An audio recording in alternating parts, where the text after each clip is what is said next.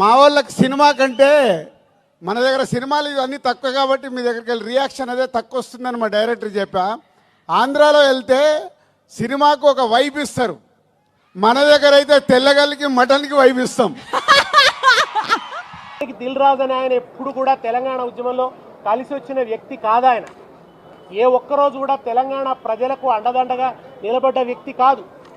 ఆయన కూడా నిజామాబాద్లో మాట్లాడుతూ తెలంగాణ కల్చర్ను అవమానించాడు. ఆయనకు ఆంధ్రాలో సినిమా విడుదల చేస్తే వైబ్ ఉంటుందట, తెలంగాణలో విడుదల చేస్తే వైబ్ ఉంటలేదట. అయితే తెలంగాణలో సినిమాలు మానుకొని ఆయన దిల్ రాజు, నువ్వు సినిమాలు మానుకొని కళ్ళు మాంసం దుకాణం పెట్టుకో, ఇక్కడ కూడా నీకు వైబ్ ఉంటుంది. నీకు కావాల్సింది వైబ్ కదా, ఇక్కడ సినిమాలకు వైబ్ ఉండదు అంటున్నావు కదా. సినిమా వ్యాపారం ఇక్కడ మానుకో.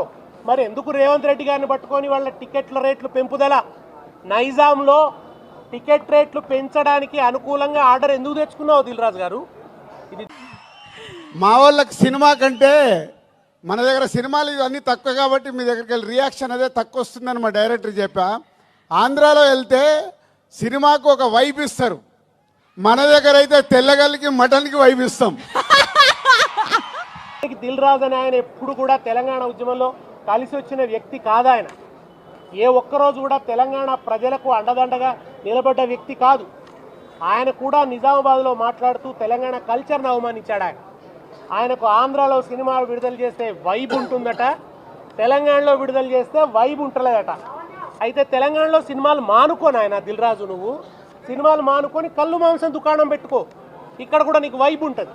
నీకు కావాల్సింది వైబ్ కదా, ఇక్కడ సినిమాలకు వైబ్ ఉండదు అంటున్నావు కదా. సినిమా వ్యాపారం ఇక్కడ మానుకో.